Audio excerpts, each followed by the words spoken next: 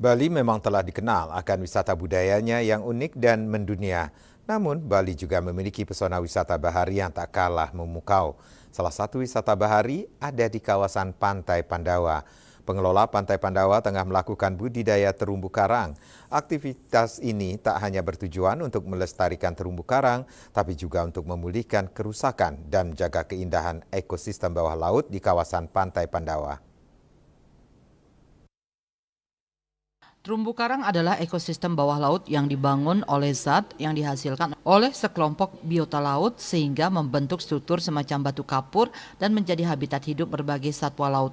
Pada umumnya terumbu karang hidup di perairan dangkal dan mencapai pertumbuhan terbaik pada kedalaman di atas 30 meter dan dapat ditemukan hingga kedalaman 50 meter.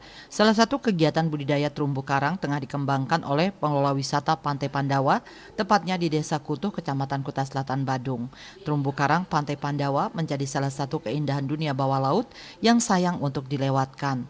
Manajer pengelola Pantai Pandawa Iwayan Letre mengatakan, budidaya terumbu karang di Pantai Pandawa merupakan salah satu media edukasi bagi masyarakat terkait keberadaan terumbu karang karena saat ini banyak terumbu karang yang rusak akibat ulah manusia serta keberadaan terumbu karang sangat sensitif terhadap perubahan lingkungan hidupnya terutama suhu, salinitas, sedimentasi, eutrofikasi dan memerlukan kualitas alami. Untuk menjaga keindahan Pantai Pandawa, pengelola bersama BUMDA Desa Adat Kutuh melakukan budidaya terumbu karang dengan metode koral transplantasi sebagai suatu program untuk mengedukasi masyarakat terkait seluk-beluk terumbu karang. Ya, jadi kalau kami sih sebenarnya konsep kami itu adalah budidaya ya Bu ya. Jadi budidaya untuk mengedukasi masyarakat agar kita semua paham tentang terumbu karang dan peduli tentunya. Jadi saat ini mungkin di beberapa tempat di belahan Indonesia yang kita pahami banyak karang-karang yang sudah rusak, baik itu disebabkan oleh ulah manusia, tetapi yang terbesar sekali mungkin penyebabnya adalah alam. Gitu. Nah, jadi kami di Pantai Pandawa karena memang kami ini menjual keindahan daripada alam Pantai Pandawa, nah, tentu kami tidak ingin mengeksploitasi seperti itu. Nah, apa yang bisa kami lakukan, kami berbuat yang terbaik untuk alam. Nah, sehingga inilah yang bisa kami lakukan untuk Pandawa. Kami punya program yaitu koral transplantasi sebagai satu program untuk mengedukasi masyarakat, wisatawan dan seluruhnya yang ingin tahu tentang karang. Di Pantai Pandawa sendiri untuk jenis karang itu ada beberapa spesies, tetapi yang kami kembangkan untuk konservasi untuk budidaya ini jenisnya Acropora. Nah, jadi kami di Pantai Pandawa ini memulai program pelestarian terumbu karang dengan konsep budidaya ini dimulai kita itu di 2014. Nah, jadi sudah hampir 10 tahun ya kita mulai kegiatan ini. Target kami adalah 2,5 hektar kawasan yang harus kami lakukan konservasi. Namun saat ini ya baru kami bisa penuhi di 20%. Nah, itu pun berkat bantuan kerjasama dari berbagai stakeholder, baik itu korporat, mahasiswa, siswa, dan wisatawan. Letre menambahkan perubahan iklim merupakan ancaman global terbesar bagi ekosistem terumbu karang.